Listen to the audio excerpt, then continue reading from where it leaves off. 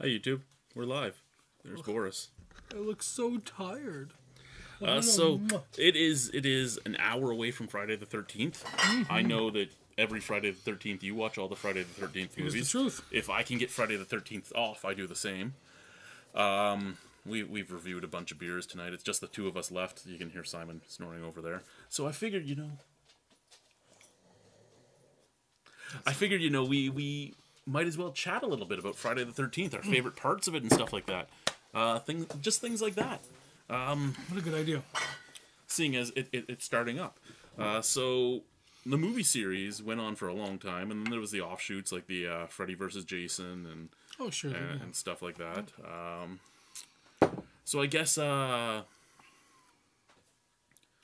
first and foremost, what was your favorite moments of Friday the 13th? Well, first I'd like to say, in regards to the actual day, it's been a ritual of mine for the last 23 years to, whether I get the day off or not, to at least make the effort to get as much of it in as I possibly can while drinking. That's the thing. I mean, sure, anybody can stay awake, long enough to watch 8 or 9 movies, if you start in the morning and you're healthy. But me, not the case. I start when I can. Sometimes it's not until 5 or 6 at night and not till 10 or 11 at night. I realize that after a couple hours, it's not Friday the 13th anymore. It doesn't really matter. It's about the start and the end point. And I've been through these films 1,000 times, and I only watch the films not with the character in it, but the ones named Friday the 13th. So there are only 9. Because I do include the reboot. I think they did a good job, and they made a fun movie. And so you don't watch Jason X because it's Jason X. No Jason X, no Freddy versus Jason, no Jason Goes to Hell. Well, I didn't know because Jason X was actually Friday the 13th 10, but they just called it Jason X. So I was just curious how you looked at it. It's not. It's actually not that's fine. named Friday the 13th because they're not allowed to use it because that was a New Line Cinema film, and it was actually the Friday the 13th is still owned by Paramount, which is when they had to do the remake, they had to have both companies collaborate. So that's why you see New Line and Paramount on the 2009 reboot.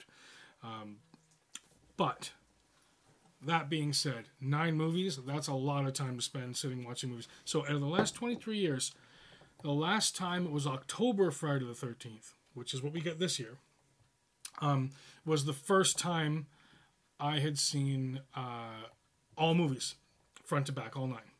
I did it only once, because like I said, you must be drinking the whole time.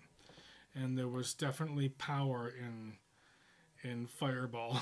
I think it was that long ago. I was drinking Fireball. And see what I'm going to do if I get the night off. And I've already told you, if I can get the night off, I'm going to do it. I'm going to get like 2 2-4s of Old Vienna. Even better. But it's Old Vienna. There's not going to be any beer left after the 3rd movie. It's true. What are you doing? But still.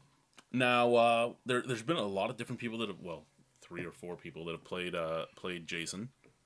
Well, there's a bunch, yeah. There's Ari Lehman, who played him in the first movie, was the child jumping out and all that. There was, I'm not going to remember everybody's name right now because we did just review a bunch of beers, so pardon me. But the fella who played him in the second film, the first time you saw him as an adult,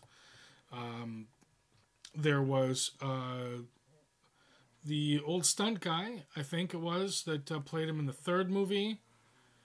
I think it was a different fella in the 4th and 5th.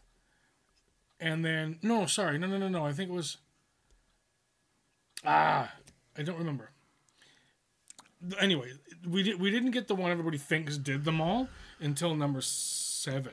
I can't read those, just so you know. So...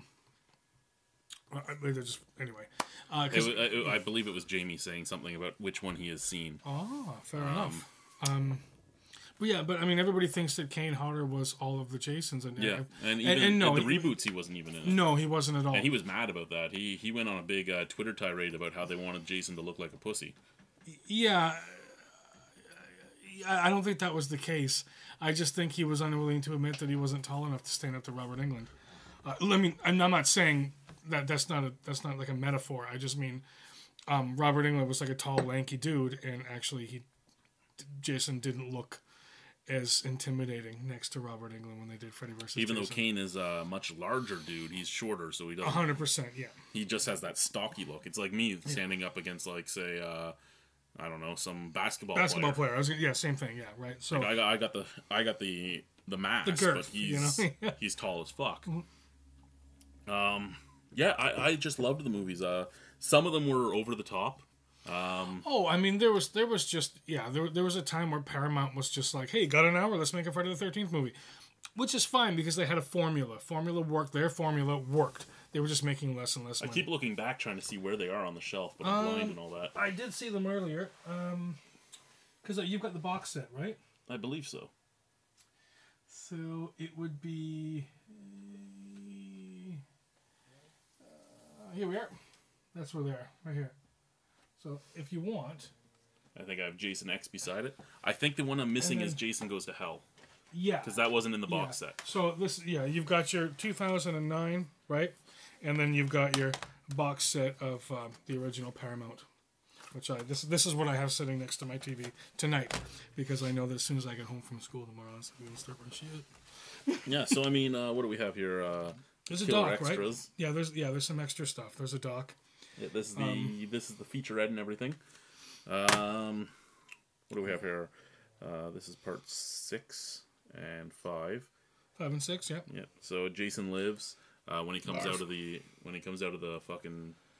Yeah, 6 I still think personally is one of the best films out of all of them. Yeah.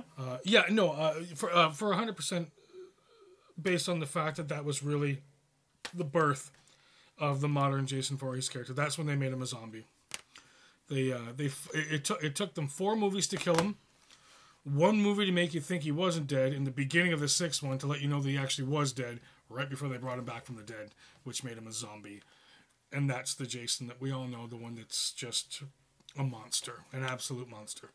Now, Jason Takes Manhattan was actually one of my favorites, just for the shitty, weird kills and stuff. Like when when the boxer fights him. Yeah, they did get incredibly creative with the kills, but that was the movie where Paramount just went off. Fuck, we gotta get rid of this thing. What the hell did we just do?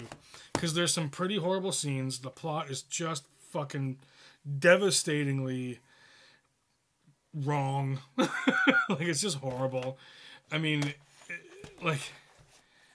it doesn't really matter, though. And plus, like, we're talking about 1989 and on a budget. I mean, the fashion, the artistic element around it, too. I mean, it was a really shitty time, so it doesn't hold up. I mean, you watch the first couple of films and you just realize, it's an older film. There's nothing over the top about anything. Jason Takes Manhattan definitely had the over the top. It was dated. It doesn't hold up anywhere, but they did start to get incredibly creative with the kills because they had to. That's all they had left, So if you're watching it for the fun and the thrill of the kill, I think Jason Takes Manhattan is a good choice for that, 100%. Now, I do think that once you got to Jason X, it seemed like they were giving up on trying to think of kills. Like he redoes the kill of the sleeping bag against the tree and everything in it. And I think at that point they wanted to bring something back, and I think they had to because they went so far ahead. They had to bring the retro back because they did a futuristic movie. However, the liquid nitrogen kill, smash, probably one of the best in all of the films he's been in. I think personally, it's one of the best kills. But other than that, I mean, it's a sci-fi TV show turned into a movie, which for me was a great fusion. I enjoyed that. But again, we shouldn't be talking about that right now because it's not a Friday the 13th movie. So we'll move on. So first one, his mother is the killer. Yes. Yeah. Spoiler alert to millennials. Yeah, if you haven't watched. Yeah. Sorry about that, guys. But basically, fuck you. You should have watched it by now. Yeah. So first one, and then I know in the first one when he jumps out of the water, there's still people that actually argue whether or not he was actually alive at that point. Well, here's the thing. It's not whether he was actually alive or not, because if you follow the story, and I am a firm believer that the first 4 movies are one story, which is why they named the 4th one the final chapter. I think that's because they finally went from what is it, does it exist, did that happen, to holy shit, this is happening, to fuck, it's over. because they finally killed him. It's a real story. It has a beginning and an end, a plot line, because it continues from each other. So that first movie, you know what? At that point in time, with the way that number 2 picks up, there's no way that even happened. Because only a couple of years later, you've got this full-grown... Yeah, no way.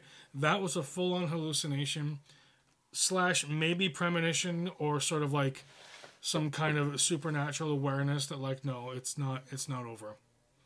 There's more coming. And that's pretty cool. But they never give you those answers, and they never will, because they can't now. They're too far gone. So first and second movie, a lot of camp counselors fucking each other. Well, there's I mean, if you compare it to modern films, there's a lot less fucking going on. I'm not saying comparing it to modern films, but But it wasn't even so much about them fucking. It was about them just being fun. I was a camp counselor at one time. I can tell you, when I went to my counselor training, I was not fucking around with everybody that was moving around. I wish I was, but I wasn't. Well, nobody was in these films either. They were just having a good time, having a couple of drinks, smoking a couple of joints, a few of them. But here's the thing, though. If you remember, especially in the first one and the second one, actually, with like a minimal exception, the people who ended up having sex in those films were couples going into it. So it wasn't even like it was just like, ooh, we just got high and now we're going to fuck everybody. It wasn't that. There was actually character development, especially in the first one on the drive up, that sort of thing. You got that. In the second one too, right? The friends are driving up and they meet their buddy in town who pretends to have their co-tard, tow card. What did I say? They're car towed. I can't even do it anymore. And but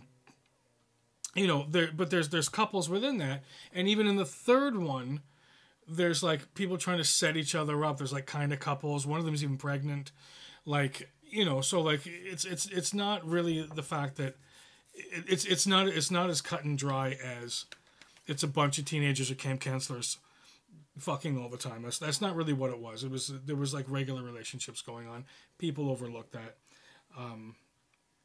for some reason, because to be perfectly honest with you, when you're young and you're in a relationship, 95% of the time it's about the fucking. So yeah, so if anybody is like a boyfriend or girlfriend of somebody, it's gonna happen. Not a big deal.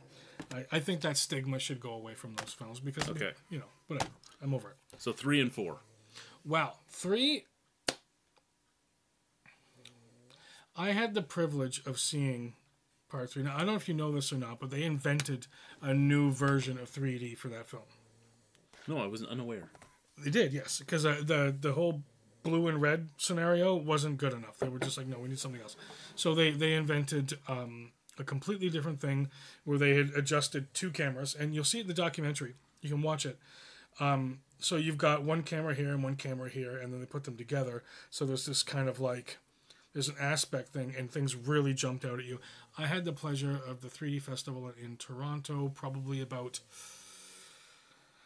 about 18 years ago, I think. And on October, Friday the 13th, I got to see Friday the 13th Part 3 in 3D, in its original 3D, from the original reels, and it was absolutely stunning.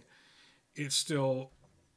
I think it's one of the best 3D films ever made because of the way that, if you can ever see it the way it was supposed to be watched, it's out of control. And he gets his fucking mask in that film. It's iconic. It's amazing. I think it's one of the biggest moments in horror franchise history, and it definitely goes down in the books as one of the best films for sure. Okay, final chapter. 4. Well, like I said, they finally did it. They finally killed the bastard. But the movie itself was great. I mean, okay, let's 2 things of note for Friday the 13th Part 4 in my opinion. These are all my opinions. I don't care. I'm talking like I know everything. I don't.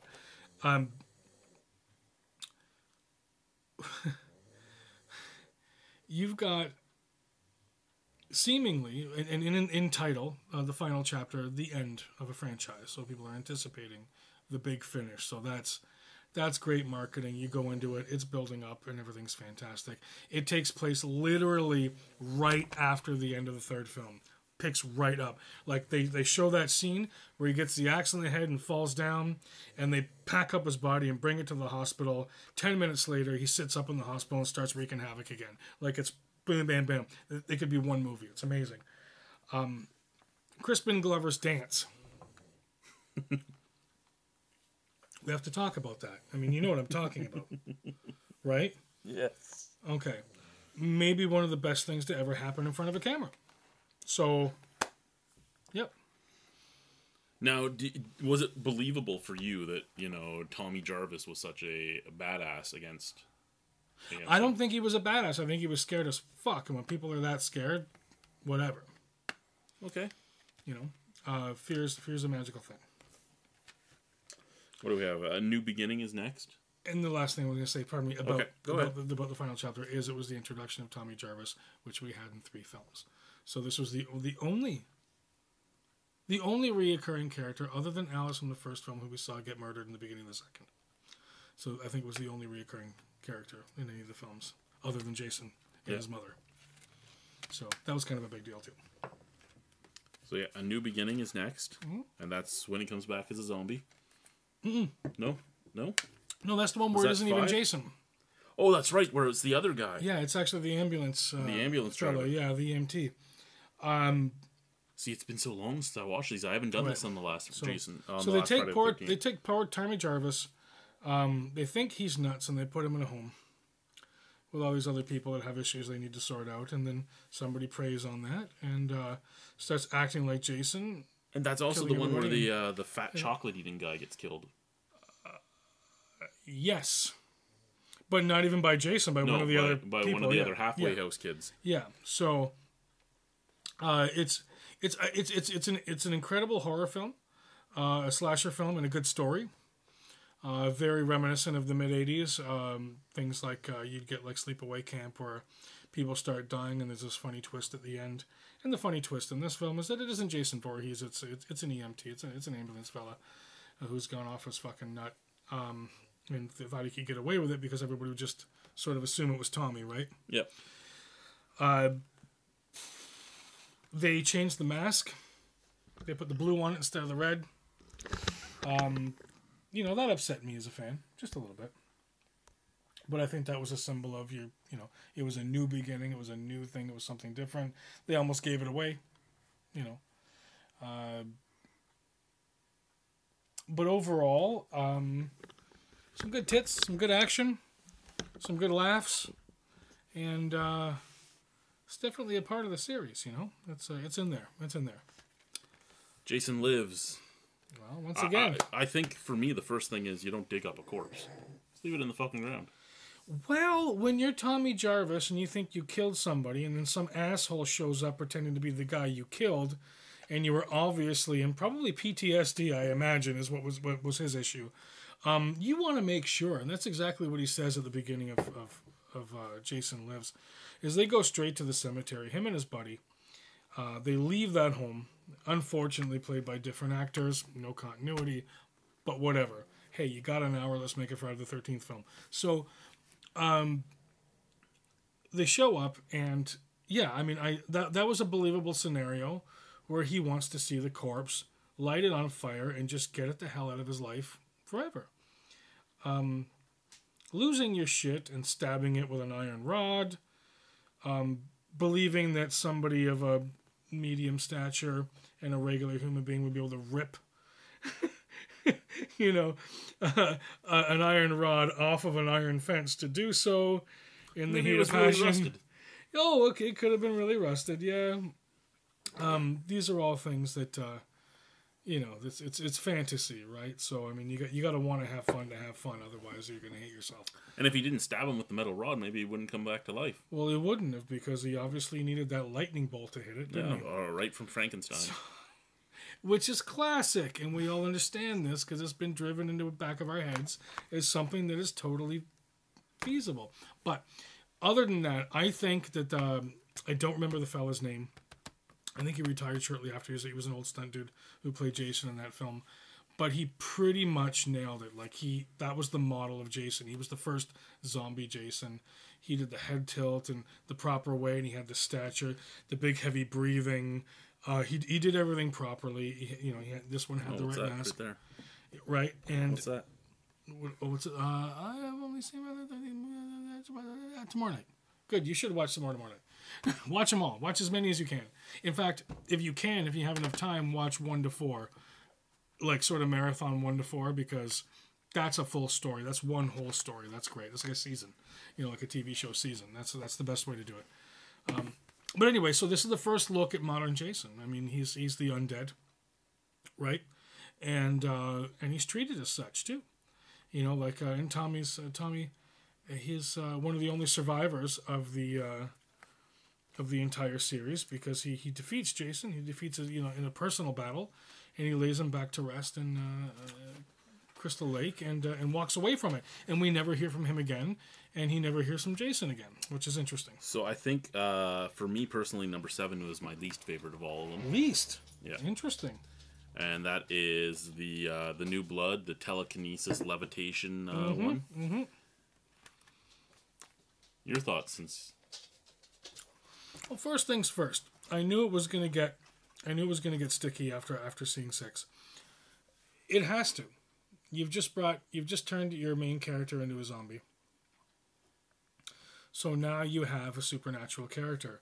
So is anybody going to believe that a regular person, with a knife, a gun, or anything is going to win this fight? No. So they brought something into it. They brought Tina. And I thought it was a great idea. I think it made for an incredible film. Did it have to be a Friday the 13th movie? Probably not. They probably could have found a way around that.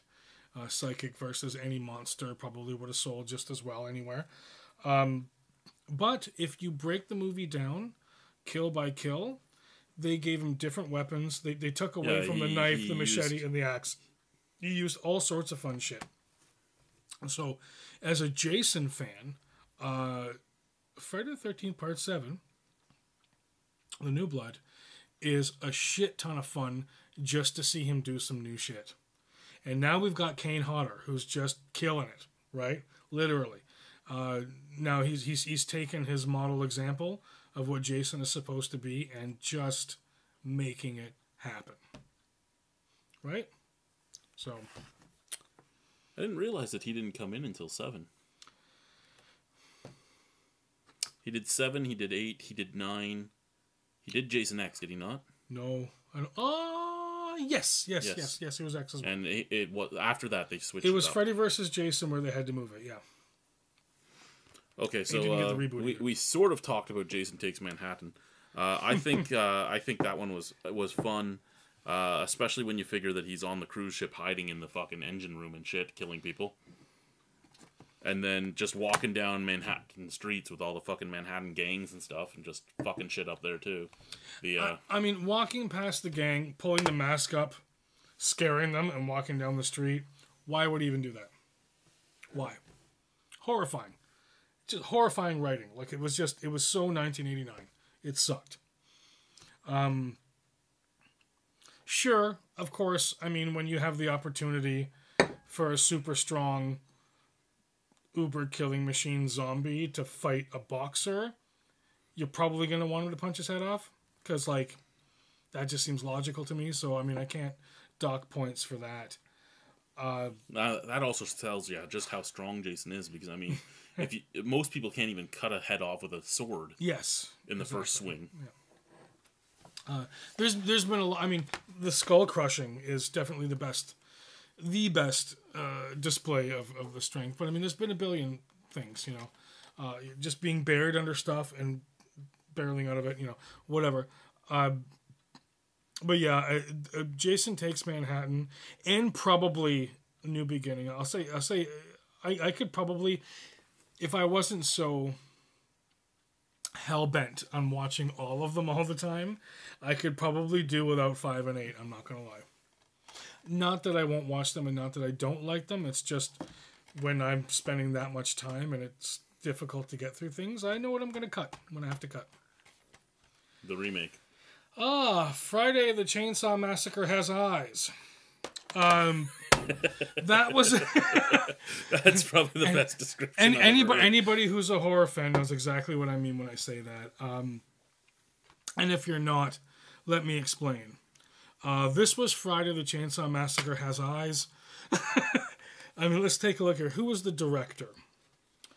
Oh, I see here. Michael Bay. All right, okay. So basically, you have a fella who's done a bunch of classic horror film remakes, but he finally gets the big franchise. So he just puts all of his ideas into all the same ideas into the big franchise. I can't blame him. I can't blame him for explosions in there though. No, but he got booby traps, didn't he? Yeah, booby traps, no explosions. No, but he got booby traps. But in true Friday the 13th fashion, Jason was played properly. He killed properly. I didn't understand the whole idea of the traps. We haven't seen that kind of Jason since number 2, to be perfectly honest with you. He hasn't been human for decades, and he hasn't thought like that for a very long time. But he did start out with the bag over his head, just like in 2. So I have to kind of almost think that that's where they were going with it. However, the whole vanity scene where he saw himself in front of the mirror and tilted his head when he put the mask on, I don't think he ever saw himself. I don't think he enjoyed the mask. I think he just needed his face covered because he was ashamed of it. I didn't enjoy that scene at all. But in true Friday the 13th fashion, he who fucks dies, he who gets high dies, and she who does either dies.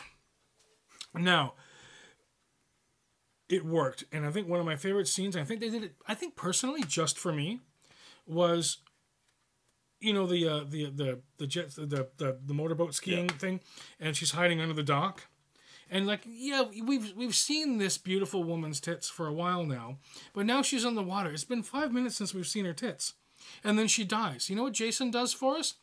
Picks her up for a second, so we see her tits one last time, pulls his machete out, and she falls into the water. That's courtesy tit. And you know what? It gets huge points for courtesy tit. Thank you, Michael Bay and Associates, for giving me courtesy tit. So it gets points for me. Already. Now, I think Jason Goes to Hell I've never seen. You're kidding me. I don't think I've ever seen Jason Goes to Hell. You are fucking kidding me. No, I don't think I've ever seen it. Okay, so let's talk about the Jason films now, because that's what they're called, right? Yep. Oh, before we close the book on Friday the 13th, right? So before we close the book on Friday the 13th, I'm gonna. So do you think would you say that if you had a favorite, which one would it be? That's what I want to know. 2 and 8. 2 and 8. Yeah. Fantastic. Now 2 is my favorite. I think it's the best film of all of them. Obviously first appearance. And 8, I'm not going to say it was the best writing. It just was the most fun for me. Fair enough. See, I'm a 2 and 6 kind of guy. I think I've made that perfectly clear though. Yep. With 6. But 2 is my favorite. And I got to give an honorable mention to 3 just for the experience. If you can ever see it in proper 3D, and it is the movie where he gets his mask. I mean, it has to be up there somewhere. What's your favorite Friday the 13th moment? Not Jason. No, just think right here. These ones right here. I mean, let's just get rid of some of the obvious ones. I mean, Kevin Bacon's kill in the first film is absolutely epic. He fucks, he lights a joint, and then he dies. Perfect kill for a Friday the 13th film. He wins. So just take that away. A good moment, best moment maybe, but I mean that's an obvious one, right? So, do you have There's so many. There's so many cheese eating kills too. Like we talked about already. The boxer getting his head punched off. Cheese eating kill, but it's awesome at the same time. It's a good moment. Of course, the sleeping bag. Either the sleeping bag, yeah. Either sleeping bag. Yeah. I mean, even the sleeping bag at the beginning of this, where it's strung over the fire. That's a hell of a sleeping bag kill. I mean, that's a horrible way to die. That's much better than the against the tree. I should say so. For me, I think there's like 2 or 3 key moments. maybe on the lowest of that list would definitely be the original sleeping bag kill, just because it's funny, it's brutal, it's just whack. I mean, come on. Well, that was the greatest thing about 80s and early 90s slasher flicks was it was more funny than anything else. Creative kills. It's like, oh Jesus and holy fuck, that's funny. Yeah, there was a lot of that going on. Now, I think another one of the greatest moments in of all the films is definitely that original Tommy Jarvis machete to the side of the face when he fell down and it slid. Like, I loved that. I just loved it. But my all-time favorite moment is in the first film. I think it's some of the best special effects I've ever seen. Tom Savini, you are still God, and all of my shit signed I have in my bedroom from you. Thank you very much, Sex Machine. But it's the side of the road. Can't be the final. No, sorry, not the one. The one that gets picked up. The throat slit. Because it's cut, and it's not just this cut in blood. It's like she leans back and it opens up, and then it bleeds, and it's just, I thought, holy fuck, that is unbelievable. No wonder this man won so many awards for this film, and it was just so. It was really, actually, I shouldn't say unbelievable. It was overly believable, and it was just a mind-blowing moment in gore for me. Like, it was just. Savini is a king in special effects. Fuck, he's something else, man. God bless him. I mean, he wasn't so much a king in, say, from 1980? Dusk Till Dawn when he had the penis revolver. Well, that's what I mean. That's why I said Sex Machine. Yeah. I love him. I think he's great. But, or Night Riders. I think is that what it's called? Knights or something. I don't know. It was like a motorcycle jousting, traveling thing. He was fucking hilarious in it. I've not seen that. Is it? Hey, you've seen it, right, Simon? We watched it. Tom Savini. Is it Night Riders? I'm not sure. Where the motorcycle joust, they tour around and do like the circus act. I don't know. Either way, Tom Savini's awesome. Tom Savini is awesome. What? So those are some of my favorite moments. I mean, like most of the moments are awesome for me. You know what it was? Another one for me was the opening credits for part 3. I loved that. Well, I mean, Harry Manfredini is a fucking hero of mine. I love film score a lot, but when he did that like goth disco song, I have that on vinyl. I play that. Like, I listen to that song.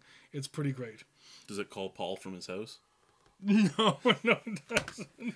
Don't kill me, Paul. Oh. So that was the Friday the 13th movies.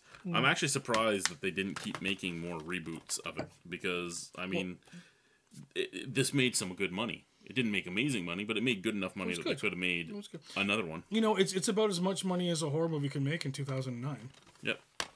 Well, the thing is, though, they can't settle on an idea. They tried to do like a found footage film for the next one. I'm so glad they never got to that end. So the biggest, the one we're going to be getting apparently next year, is they're focusing now. They're going to do like an origin story on the Voorhees family. Okay, that would be intriguing. I mean, I hope they don't do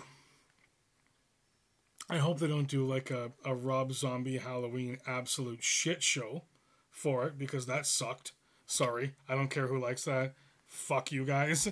That was horrible. I was so excited for that at first. I was very excited. Devil's Rejects was so good. So was House of 10,000 Corpses. House of 10,000 Corpses was great. And then that came out. What's the one he did with the mace? Oh, that one, the 31 or whatever. Was that what it's called? Yeah, whatever. That was just Rob Zombie playing with Saw.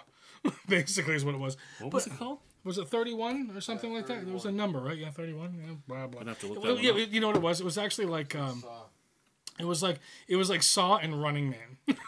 So I'm really gonna have to look it up. You probably will, yeah.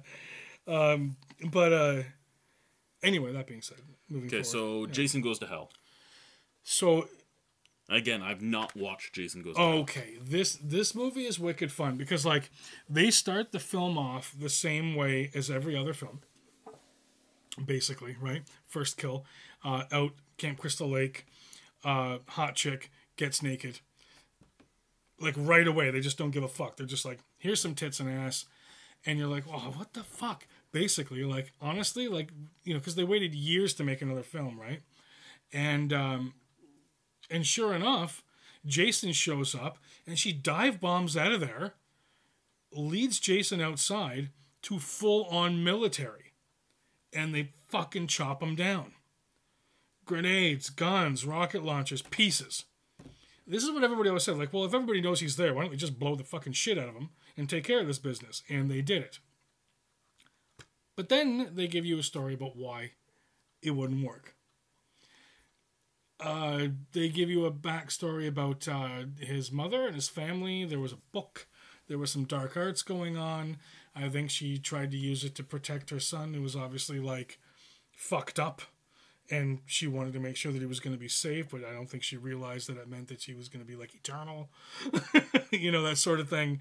And then at the end of the day, it became sort of a soul-jumping scenario where the coroner kind of lost his shit and then started eating the heart after he was weighing it and became Jason. And it was fun because he just started to act like him and kill people. But whenever he walked past a mirror or there was a reflection, you saw Jason. It was really cool. So, anyway, he hopped from body to body until they finally cast him out because the main character of the film was the last descendant of the Voorhees family who had to kill him with a particular weapon. And it became this supernatural sort of thing, kind of an explanation. Okay. For everything. But the killings were fun. The movie was fun. It was different. And you got these little treats because you're like, oh, I just want to see Jason. I just want to see Jason. And then anytime the character who was possessed basically by him would walk past a mirror or something, you would see him. And you'd be like, oh boy, oh boy. And then finally you got him at the end and there was this big epic ending battle. And at the end of the film, as Jason was being delivered back to hell, pulled through the earth, his mask remained, and at the end of the film, Freddy's hand came up and grabbed the mask. And this is when they decided that, and this was 1,000 years ago, this is when they decided that they were going to do this, and the comic started and everything else. And so it took them, almost 2 decades, like a decade and a half, 2 decades, to even get that film done. But that's how they started. That was the whole point behind that particular film. Okay, Jason X. Lots of hot women in it. I love it. Loved it. Loved the casting. Loved the way it looked. Loved the idea of something different. Loved the jokes. The camp was fun. The way he came back to life by getting the blood on his machete. Loved it. Loved it. It was just it was like I don't know. It was. I think it was just to give guys like me bonus. I just love how he was like. It was great. Murdering through like space marines. Yep. Well, you're a space marine with a space machine gun. Fuck you! I have a machete. I also love the fact that we got to see. Lie down. Oh, what the hell is his name? That Canadian director. Down. Cronenberg. Cronenberg. You got to kill Cronenberg, which is great because that's something I've wanted to do for years. So, I'm gonna hate Cronenberg. His films suck, except for like 3 of them. I just want to kick that guy in his face. Is it David Cronenberg, right? Yeah, the director, right? Yeah, David Cronenberg. And like I said, I think a lot of creative killing, and you know what? This is something that never comes up on the register when people talk about the kill count of franchise horror icons. At one point in time, because of Jason, the ship crashes into a space station and takes the entire thing down. I'm pretty sure there's millions of people in that space station. And I think he should get the credit for those kills. Well, yeah, he made the ship crash. I'm talking millions and millions. And the whole Uber Jason thing, I thought that was a shit ton of fun. I'll watch that every day. I think it was awesome. People thought it was, I mean, I can't, even in another 10 or 15 years, I don't think people will look back on the Uber Jason idea any more viciously than they did anything they did in Jason Takes Manhattan, to be perfectly honest with you. So I think it's just up there. It was a lot of fun. I think it needed it at the time. It was a great twist. Now, what do you say to the people that argue that Michael Myers and Jason Voorhees were basically copies of each other? Well, I'll say straight up that absolutely not. For two reasons. One, because you've got two completely different stories. I mean, until everything got completely convoluted and the genre became very repetitious and sort of, formulaic, right? On one hand, you've got Friday the 13th, where, I mean, it wasn't even Jason doing the killing in the first movie, for God's sakes. He was just a legend. And then when he showed up, he was fucking vicious and awesome. And he was a guy who wouldn't show his face because he was disfigured and he was different and he was strange. He was ridiculed, and there's obviously something going wrong there. Michael Myers came from a perfectly normal family and lost his shit and killed his sister. Spent a bunch of time silent in an asylum, like in civilization. Do you know what I'm saying? Yep. Like, there's a big difference between somebody who's brought up in civilization and some backwards fucking hick with a goddamn curse. I mean, like, but then they tried to give Michael Myers a curse with the curse of Michael Myers, number 4, right?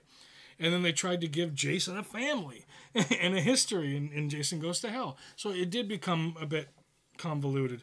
But when you look at the essence and the beginning of both of these stories, they were nothing alike. The directors had nothing in common other than trying to rip each other off and try to make the best movie they could. I mean, to be perfectly honest with you, they Cunningham and Carpenter both wanted to rip off a Canadian film, Black Christmas, the first slasher film ever made.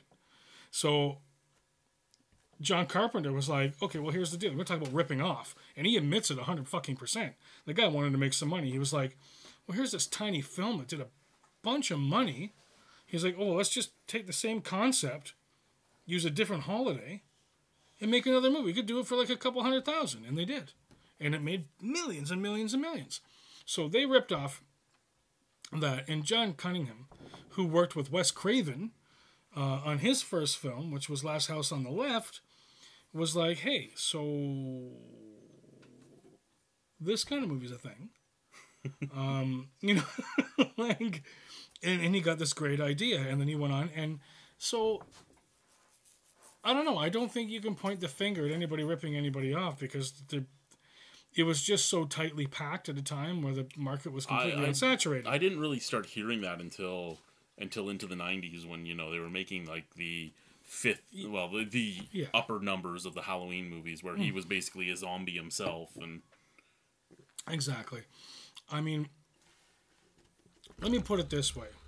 Jason was a zombie before Michael was. Michael had a family before Jason did. Basically, I mean, other than his mother.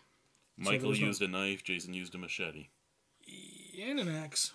And Michael and also used the back of a hammer. And, there was some creativity. It was fine. They both wore masks. But not all the time. Because, Jason didn't really wear a mask all the time. Because, he didn't have a mask in 3. He wore a bag over his head in 2, and we saw his face. Like, we actually saw his face. He did see Michael Myers' face at the end of the first film. Because they take the mask off and they shoot him. He falls down. He's gone. But it's just any slasher film, any major villain. You could say the same thing about Leatherface. He has a family. He doesn't fucking die. Whatever. And he uses the same weapon all the time. So what? None of these characters are the same. No, I know this is mostly about Friday the 13th, but there's so many other films of the genre of the time period that we could even talk about. Sleepaway Camp. Mm-hmm. Mm-hmm. In the first one, she has a penis, then she gets her sex change and all that, and she starts doing the almost Jason-like thing where she has the hut in the fucking woods where she has all her shit. And here it is, right? We've got the Texas, what was it, the Friday the Chainsaw Massacre Has Eyes, or whatever I said it was. That's it, right there. It's, and they're still doing it. It was done so much to the point where they almost feel like they have to make a movie. And it has to have all of it, right? And then you have things like another set of movies that were amazing that just went on too long, just like the Friday the 13th stuff, is Nightmare on Elm Street. That started completely different, though. I mean, that was a fantasy element. Yeah. No, I'm not denying that there was a fantasy element. I'm just saying that it was. I don't think it went on too long because I think it started that way. I don't think that there's a whole lot different between the first movie and the last movie they made. Only because it was based on fantasy. This wasn't supposed to be fantasy. This was supposed to be real. This is a real life legend of a real person. So I don't think Nightmare on Elm Street has to have any excuses. Now I have a question for you here because did you ever watch the Friday the 13th TV series?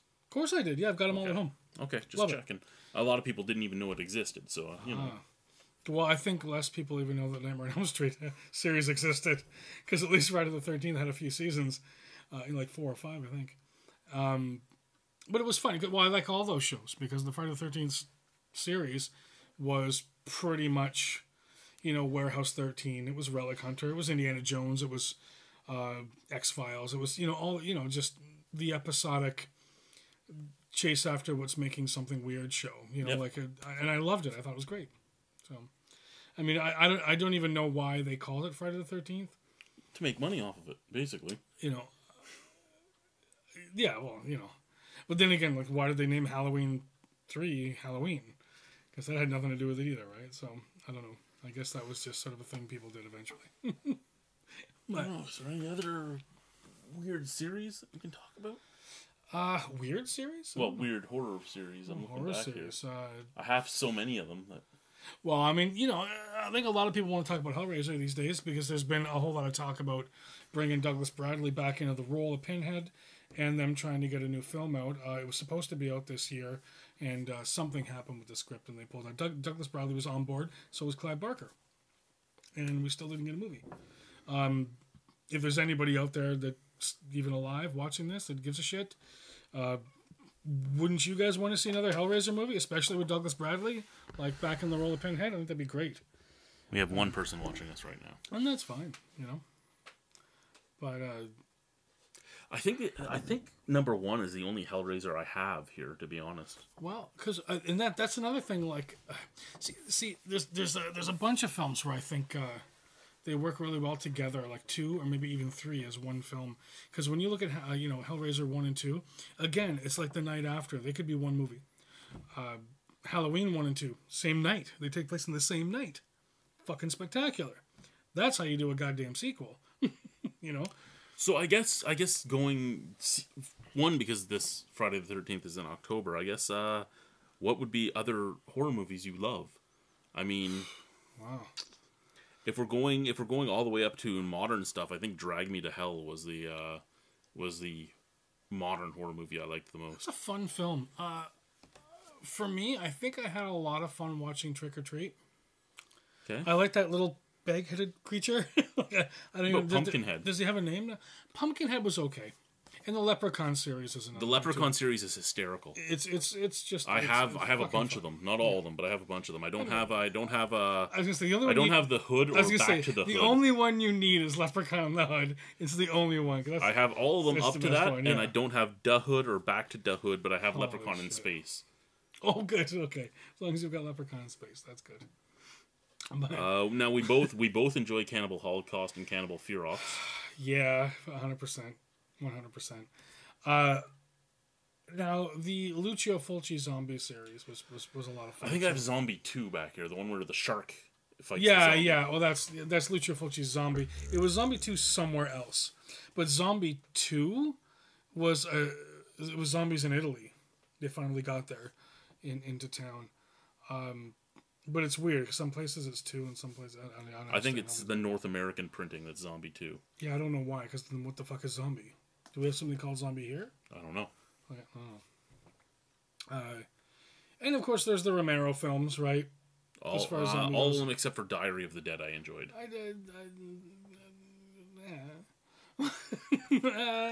Well, Day of the Dead, Dawn of the Dead, Night of the Dead, all good films. I like those. Land of the Dead, I enjoyed. Survival of the Dead had a few moments, but that was it. Okay. No, it was Diary of the Dead that had a few moments, like the farmer. The farm, It was Survival of the Dead I didn't like at all. Yeah. I'm gonna okay. If we're talking about horror movies, here's one quick topic we should probably get done before I piss my pants. Remakes. I thought that the Dawn of the Dead remake was better than the original. I agree with you. And I think it was fantastic. I also thought that the Texas Chainsaw Massacre remake was better than the original. I'm sorry, I have to say it out loud, but I did. I may agree with you on that. I'd have to watch them again. Because I really didn't think the Texas Chainsaw Massacre was a very good film. But I think the thing with horror remakes is as we get better at doing these special effects and everything, it can be more and more special. Period as a film. Yeah. However, I don't like the digital effects. I like the actual effects. There's no reason why we can't. There's no reason why we shouldn't be doing practical effects. I mean, they're right there. We have more equipment, more people who are knowledgeable about it, and definitely higher budgets to pull it off. There's no reason why we should be sending everything off to computer. Other series I like watching in October, the Reanimator series. I do love the Reanimator series. Again, tops in my books. Really, I do love it. And one of my favorite things I own is the soundtrack on reagent green vinyl. It's pretty great. I like that one a lot. Return of the Living Deads. Yeah, those are fun too. Yeah. No, the Evil Dead. Okay, again with the reboots, right? I wish they had done more than just the first one as a reboot. Yeah, I would have loved to see like Army of Darkness rebooted. Yeah, because they need to fix that movie. It sucked. I would like to see somebody swing the bat at that idea, because I didn't like it when it came out, and I still can't watch it. I think it's horrible. I think you should remake it right now with Bruce Campbell again as like a 60-year-old Ash. I think that would be spectacular, because the TV series is unbelievably good. It is. They really nailed it. Like, finally, that's, for me, I think that's what Army of Darkness should have been. It should have been that good. But, maybe taken a few decades to get there, but whatever. Not a big deal. Some of the other stuff I like, they're not franchises, but some one-offs. I mean, I do like Italian horror. I mean, Dario Argento. I was going to say Dario Argento films or some of the stuff. I mean, Suspiria, Tenebrae, Deep Red. What's that? Goblin. Thank you. Well, Goblin's the band that does the soundtrack and a handful of, which I like too. I like the Italian zombie films, but Della Morte dell'Amore or Cemetery Man. Cemetery Man is a great one. I've been trying to get a copy of it, but I'm not willing to pay $70. Oh, you don't have one? No. You can just have mine. What do you think? Yeah, I would love that. Yeah, good. Yeah, I should give it a good home. I don't play the hard copy anymore, so. Yeah, that's a great one-off, and I could watch that pretty much any time, any day. Well, the Hatchet series, they did a really good job of taking all the best elements of a lot of films like that and just mushing them together. Pumped out some quality film. I think they did a great job. Hatchet is worth every penny, and I think it should get a little more notoriety. And then there's the Jeepers Creepers stuff. I mean, we're getting towards another film. I think I see some teasers about another Jeepers Creepers. That was a bunch of bottles. So that would be fun. I think some Jeepers Creepers would be a good idea. What else is back here? There's so much shit on this shelf. I'm not even looking at it, I don't know. But I don't know. I don't know. Yeah. I mean, it's gonna be fun. This is horror movie month for me. I'm excited that I get a Friday the 13th. Day. You know what movie I wish they had actually made a sequel to? Zombieland. Yeah, they've been talking about a second one for a while, but I have no idea. And Beetlejuice. Let's talk about the fact that they should have done another Beetlejuice for the last 30 fucking years, and we didn't get it. There was people on board. There was like a couple of years ago, there was like they had most of the cast on board, and we never got one, and I don't know why, because I think that would be a lot of fun to have another Beetlejuice. It doesn't necessarily have to be a Tim Burton film. I just think that character needs to come back. I miss him. I miss that fucker. He's all right. He's fun. Beetlejuice. No. Candyman. There was a for saying that fucking too, yeah. Tony Todd. Yeah, Tony Todd was great in a bunch of films, but Candyman was, yeah. I miss the 80s. Nice. So do I. The 80s were the best for films. They were a long time ago. Most of these movies on this shelf are 80s and 90s films. Best movies ever. Yes, my favorite movie of all time was from 1980. So I can say that. No, wait. Yes, 1980. How about Asian horror movies? Kung Fu Zombie. Okay. Asian horror is a completely different box of frogs. Now, I really enjoy the stuff coming out of Korea. There's one called The Stairs that's really, really, really cool. Thailand had a bunch that were really good. That's about like witchcraft and voodoo. I forget what they were called. I own them, but they were just awesome. The Pang brothers from China did the original The Eye and The Eye 2. Those guys are geniuses. Man, they are creep out artists like nobody else. Have you seen the original? One. Have you seen The Eye or no? No. The Coke was good. Fuck yeah. I know. I didn't fuck with their Coke in the 80s.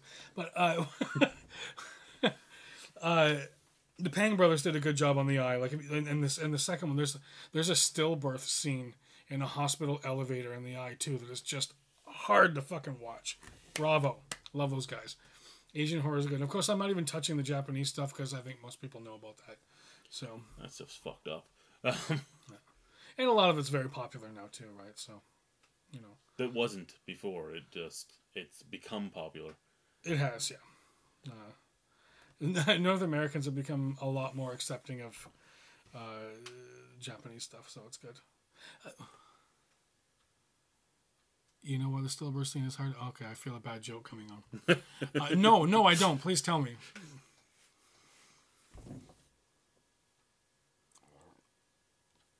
No answer yet? Well, you got to remember they're about 20 seconds behind us. No, I know. I just figured it would have come right after because it seemed like the beginning of a joke. I don't know what else is out there. Oh, there's another one. Looks like the same person. Because I have to pause it and jerk off. Is that Paul? Is that Paul talking to us? Actually, I didn't see who it was. That seems like someone you know. Then fair enough. What do we have here? You guys get to look at my face quick. GSHLT, good day, sir. What are you chugging tonight, sir? Cannabis cultivator. Yeah, okay. He's been here a few times. Cool. But either way, the Payne brothers did a great job on that film. I love The Eye and love The Eye. Have you watched? Grabbers. Oh, the Irish film. The Irish where film. You have to be drunk to not die. You have to be drunk to not die. The drunker you are, the more you can fight the monster. Mm-hmm. Yeah, I definitely enjoyed that one. That was a good one. That was more of an action sort of monster film, but it was good. I enjoyed it. And then you have fucking stuff like Humanoids from the Deep. Yeah, that's always good stuff. I came across what the hell did I watch not too long. You know what? I have Shudder now, so I'm shoving new stuff into my face all the time, and I can't remember what anything's called anymore because I'm not buying it. I'm streaming it, right? So it just goes away when it's done. You keep talking. I'm going to pick up these bottles I knocked over. Alberta Premium Whiskey and soon Molson Dry 10.1. Oh boy, you got a 40 of Molson Dry. Oh no. I have a 40 of Molson Dry and a 40 of Labatt Dry that I'm going to use in my Edward 40 cans. Oh no. Because I'm an idiot. Yeah, you are. What else do we have over here? You are. There's just so much shit over here, man. Montreal 40s. Yeah, well, fair enough. This whole Saw series. Well, yeah, I didn't want to touch Saw, really. Because I thought the first one was great. The second one was creative. And they went downhill as they went. Yeah, it was just horrifying. But, I don't know. Here, talk to them for a second. Please let me pee, and I'll be back. So, James has to go take a pee. Can you let my dogs outside when you get up there in case Simon didn't? Simon may have done that already. He may have. So, good day, guys. Yeah, so, like I said, we started with Friday the 13th. Do you guys have a favorite Friday the 13th movie? Favorite Friday the 13th movie? Yeah, we've been drinking.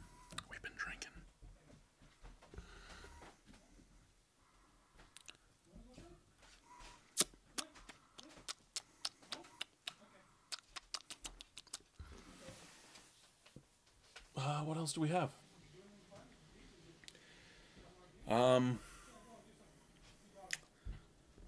Dr. Hackenstein was a good one. I enjoyed that myself. Don't know if you guys ever saw that. The Wizard of Gore, another good one. Switch chairs.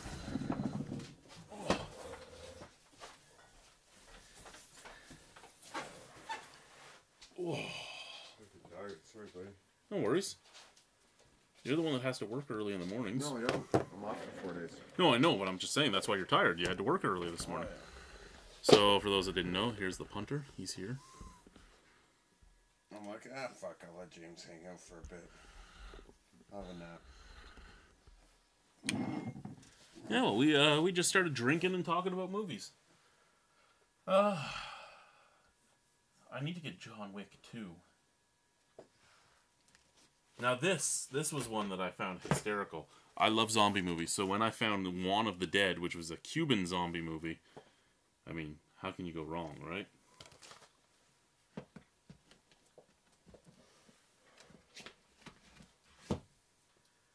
But I guess the guys are going to start getting ready to go, so we're going to shut her down. What do we have here? Killer Clowns from Outer Space, Killer Condom, Rubber, the Killer Tire. Were you here the night we watched Rubber? No. We did a whole bunch of beer reviews. We got super drunk, and then we watched Rubber and just made fun of it the entire night. I know Lachlan was here because I remember his voice up there. He probably likes that one. Oh yeah, he loved it. The Piranha movies. Oh. I'm a big a Trauma fan. I do have like Lloyd Kaufman's books and stuff about film creation and stuff like that. But this is Poultrygeist. There you go. Night of the Chicken Dead. Basically, it's like a zombie movie, but you turn into a zombie chicken.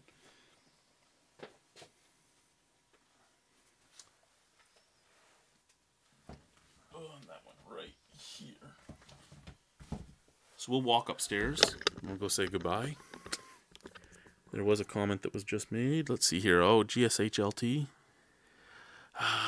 Wisdom is one of my favorite 80s movies with Emilio Estevez and Demi Moore. I don't actually think I've seen that, to be honest with you. Wisdom. Have you seen Wisdom from the 80s? No, James might have. James, have you seen Wisdom? What's that? Wisdom with Emilio Estevez and Demi Moore? I generally avoid Emilio Estevez. So no, I have not seen that. I was talking about other series once you went upstairs that I forgot about. Things like... See, Old Boy. That's what I wanted to bring up. There's another great Korean film that the Piranha series? Oh, fuck yeah. I'm all over that. Love it. And then stupid stuff like Frankenfish and Jack Frost and Jack Frost 2. The Sharknado series, right? Sharknado. I have Sharknado 1. What are they up to? Like 5? Oh, I don't know. 3 or 4, I think. I don't know if they're that high. Here, give me my seat back. Let's just have a quick swallow from here. And then there's a question I wanted to ask before I wrap it up for the evening. Okay. Have your seat back. Oh. Here we go. Hi. Okay. So here we are. So this is the Niagara College. This is Niagara College wet hopped saison with their homegrown hops. Do you know what type of homegrown hops they were doing? I asked. The fella didn't know, but we both deduced it was probably Cascade. Kind of smells like it. But it's a wet hop, so it has different characteristics than the usual stuff you see. Anyway, so... Jacko. Oh, God. Great stuff. Great stuff. All right. So here with a fun beer. Light, fun, fruity, yay. Horror movies are just jacked with fun and weird little facts, right? Like, for instance... Oh... Wow, I haven't seen that in a while. And no, I haven't actually. I just, sorry. I'm getting sidetracked because I got to be quick because I know we have to go. Like for instance, like a lot of people don't realize that like Johnny Depp's first film was Nightmare on Elm Street. right? You know, little fun facts like that. And horror films have all sorts of fantastic facts. Like I think was it Nightmare on Elm Street Part 3 was what's her name? Patricia Arquette's first film as well, because she was the Dream Warrior, the one who controls. What was her name? Nancy was the first one. Tina died in the first one. I don't remember what her name was. Dream Warrior was like the third movie. That was third, and she was in that. That was the mental home. Yeah. And then the one girl can control what she did in her dreams. And he was the TV. Yeah, TV the kill. TV. Yeah, what the hell was her name? Anyway, she was the main character in that, and I think that was her. You know, this horror movies are just there's like pop-ups and this and that, and you know, some people think that Tom Savini's an actor, but they didn't realize that, you know. And Scream, yeah, fuck, there's tons of people in that film, right? Sorry, Jamie, you keep talking here. Patricia Arquette was so hot back then. Hell yeah, she was.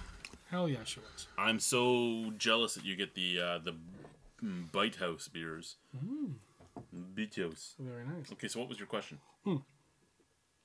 Has anybody watched Shaun of the Dead on Zombie Vision? Out of the two people I think that are watching are you. Because if you watch it on Zombie Vision, what it does is, as you're watching the film, it pops up every single reference to every horror film they've referenced through the movie, and there's shit tons of stuff. Is that one of the special features? Yeah, it's really... I'm gonna have to pull that off the shelf. It is really fucking cool. But I was gonna ask you, do you have a favorite sort of fun fact to put on your horror film? Because I like the fun facts. This is what makes being a horror geek fucking wicked fun. Well, I mean, if we look at Jesus Christ Vampire Hunter, which isn't full on horror, it's more comedy. I can tell you pretty much every single location they filmed on. So that's because it was filmed in Ottawa, where I'm originally from. So it was the first time I watched it. That's what I did. I did location spotting. Hey, that's Spark Street's Mall. That's this. That's that. If I wasn't drinking, there's probably a lot more facts I could give you. You know what I'm talking about. You know like horror films over the ages of just full of weird shit, because it's always like a lot of them are makeshift, cheap people doing shit for nothing, showing up, collaborations. The Toxic Avenger, the melon head, which is what a lot of films, even big budget films, started using for showing crushed heads, was the melon. Yes, the melon head, perfect. It was I think it started. What was it? It was like I said. Well, you were upstairs. I said I have Lloyd Kaufman's books on filmmaking. Oh, that's so good. And there's a lot of things I wish I could do. You know what? Now that I'm single and I have time, I might actually start making some actual stupid films. Well, especially because I have good camera equipment in the other room. You do, absolutely, yeah. And this, all you need is some software to get the desired results in the end, right? Yep. What I would like, cause I think a lot of it came down to some of those Bruce Lee films. Started with the Foley art, hitting slabs of meat and hanging to get that sound, but I think it was John Carpenter for Halloween. I forget which stabbing it was, but they had stabbed. I think it was a watermelon to get that sound, and I think and a lot of shit came from that, which I think was a big deal. Well, I mean that's the thing too, right? Like the post production sound engineers are amazing. Oh, the guys that watch the movie and realize what they have to do.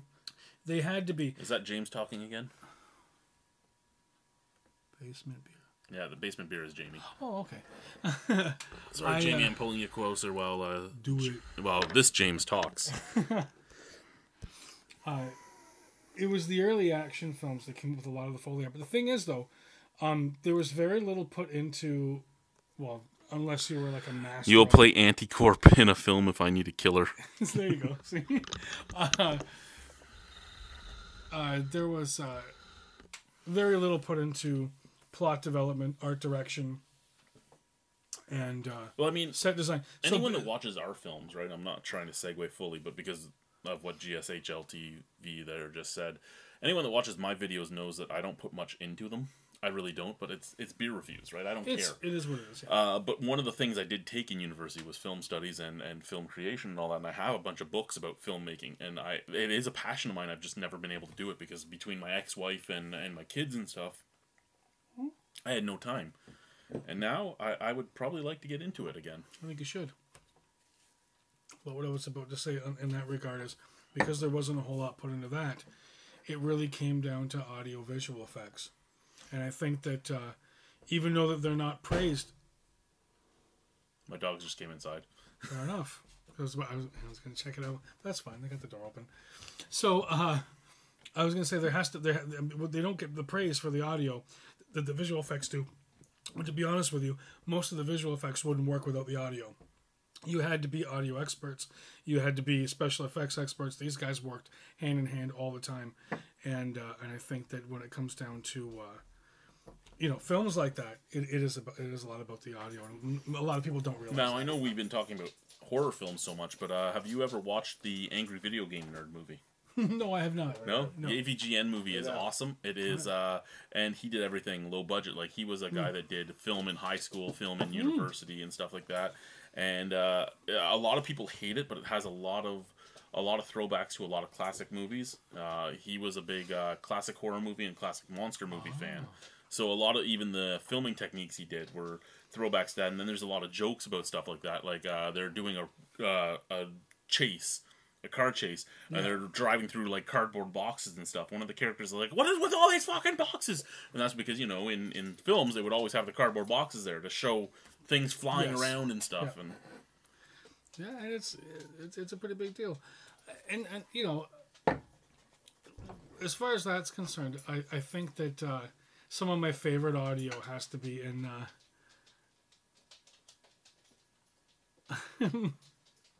What's that say? It says, just putting this comment on here so that Rhino has to pull the camera close to his face. You're fucking... Was it Jamie? Didn't look. So you're going to do it anyway. You fucking fell for it. Yeah, it was Jamie.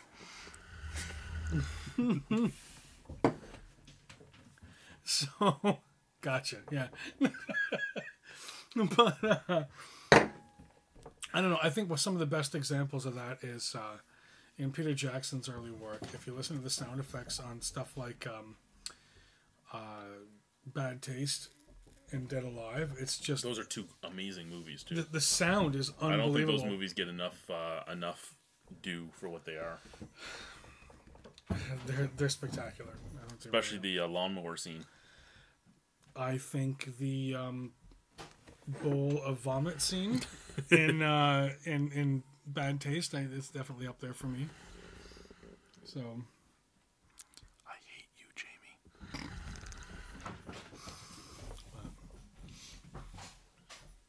Jamie. Just in case anybody cares, because I'm still on topic, because I think it might actually be on topic. I think whatever time it is, I don't know what time it is. I think it is Friday the 13th now. Well, if anybody cares, on Shudder, they have put together a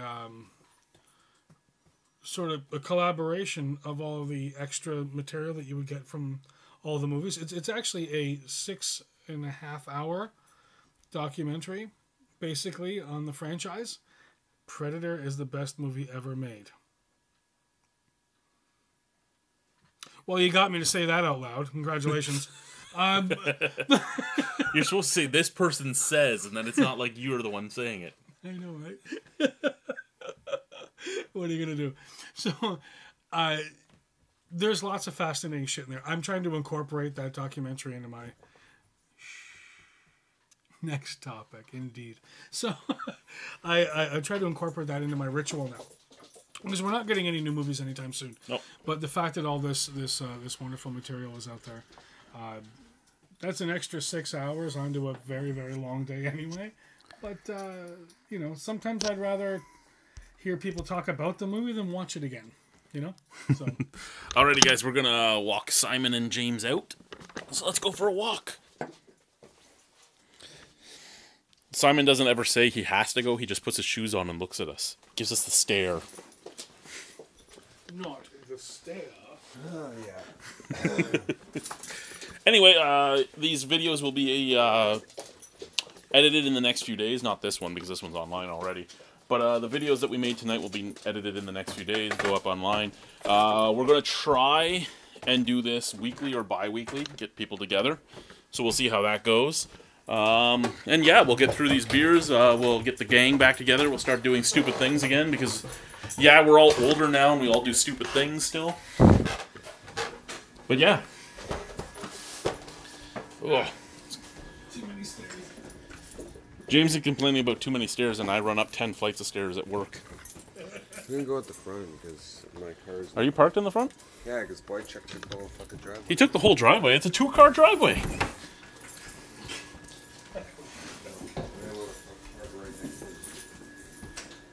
Was he here with his car or his mom's car? No, just this car. I think it is. Well, no, the last few times he's come to my house, he's been in his mom's car. Oh, it's just a little red one. Pontiac. Red Pontiac. What's this? God damn that boy Chuck. That is that? From Jamie. Yeah, the red Pontiac's his.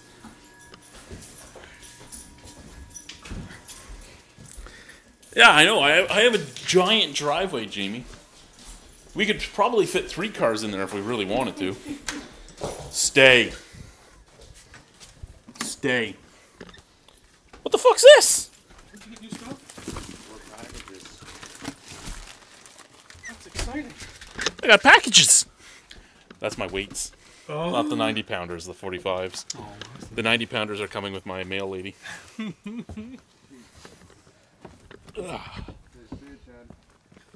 Bye, Simon. It's on the other side. He doesn't know how to open my gate.